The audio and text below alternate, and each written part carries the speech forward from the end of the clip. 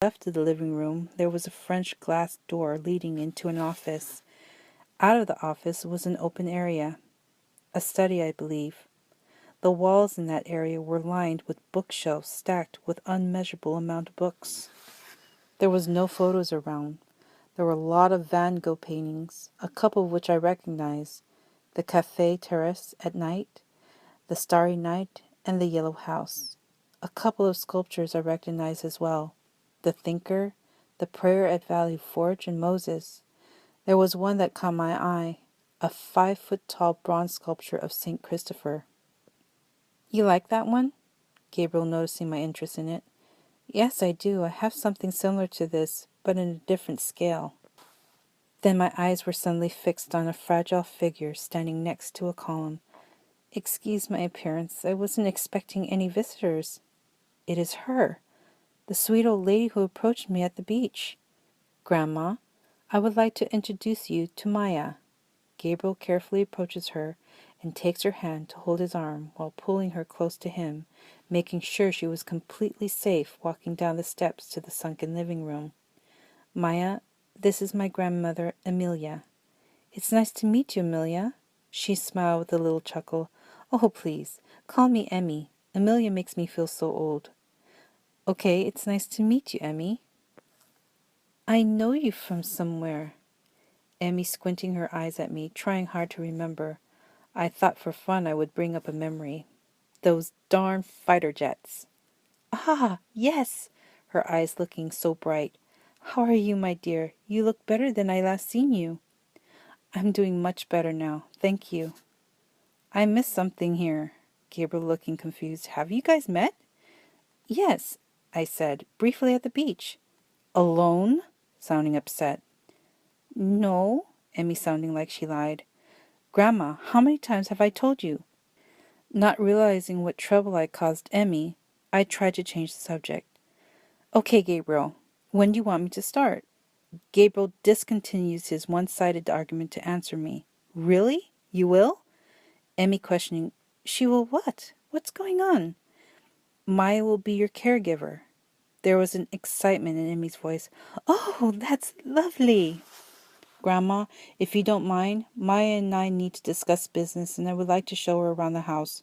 Do you want to watch something, or I can get you a book for you to read? It's unbelievable how Gabriel dotes over her. Oh, don't bother, Sweetie Pea. I will help myself to my room. You guys go right ahead. I'll be just fine. She looks so frail to walk. How is she going to walk up those steps without help? Just when I was to step up to assist, I noticed she was walking towards an area that was an incline, an alternative to the steps. Now that we got the meet and greet out of the way, let me get you up to speed of things. Gabriel was sounding professional. Gabriel gave me a detailed orientation of the home itself, which was specifically made for an elderly. You can't tell unless you really looked. Everything was surprisingly camouflaged in some way. You can't even tell that an elderly with disabilities resides here. Very tastefully done. Walking through the hallway, passing the study, there was a circular foyer room that had this elaborate staircase with a black iron handrail with leaf-patterned spindles. I thought this was the masterpiece of the home. It had 30 steps to the second floor. Emmy's room is upstairs, and there's no way she could make it up there without losing her breath. Instead, there is a hidden elevator she takes that is located close to the staircase. There was another long arched hallway with 4 wooden beams from the foyer that I didn't get to see. There is some paperwork that you need to fill out for legal purposes, as well as the W-2 form, etc. You can fill all of this out in my office. I'll make sure to read every single page to prevent another mix-up like last time. Here's my office, Gabriel smiling. You live here? Although it does make sense. The thought of only Emmy living in this mammoth of a home was quite incredible.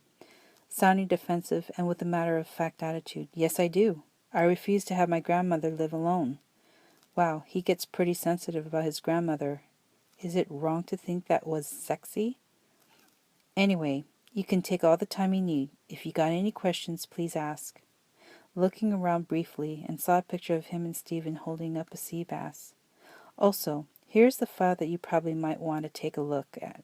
It's about Grandma, her medical condition, medications that she's taking, the diet that she must stick to, etc. Geez, so professional. When he says business, he means business. After scanning through about 8 pages of legal paperwork and personal information, everything looked legit. Everything is dated and signed. Looking at Emmy's medical information made me feel nostalgia for when I was in the hospital looking through patients' charts. She is type 1 diabetic with treatment requiring mild exercise and diet. Her medications were pretty minimal, surprisingly for a 95-year-old. Insulin for her diabetes and Lasix for hypertension. It's been a while, just wondering if you're done. Yes, I am. I got one more thing for you to sign, and I promise that's the last of it. It explains that once in a while you will have to stay overnight. Those are the times when I'm on travel, and usually I'm gone 2 to 4 days. Would that be a problem? Scanning quickly through a 1-page short summary stating almost exactly what he explained, below I signed and dated. Perfect. You shall start as soon as tomorrow, 0800. Welcome aboard, Maya, having a content smile on his face. I do have one question, though. Sure, what is it? Will Stephen be popping in once in a while? You won't have to worry about him. Grandma does not condone his lifestyle, so when he's here, he is at his best behavior. He won't bother you, I promise. Sounds good. I will take your word for it. Anyways, it's going to be a long day tomorrow. I better get a head start on some rest tonight. Yes, that's a good idea. Rest is a good thing. I will show you out. I follow him, and I can't help but notice his well-sculpted glutes. While he's walking in front of me, an attribute of the opposite sex that doesn't interest me until now. He must work out to stay in shape. Should I be oogling my new boss? Walking to the foyer, we approach the 10-foot arched top black iron glass door, almost identical of the entrance door at the Vineyard Trattoria. Wonder if Stephen had anything to do with this. I'll be seeing you tomorrow morning, Maya. Have a good night. Good night, Gabriel. About 10 steps out, passing the threshold, I looked back to the house and was at awe of how grand it looked from the front, very masculine but charming at the same time. I can picture already where that long hallway from the foyer led, and it was a long stretch out to the garage. I can't imagine how many cars he has stored in there. Walking past through the paved roundabout driveway, it dawned on me that I walked here. A thought occurred, but I didn't want to impose. I continued my way. I should remind myself to always bring a jacket with me just in case, because even though the days here are warm and humid, the temperature at night could be unpredictable. It's going to be a chilly walk home.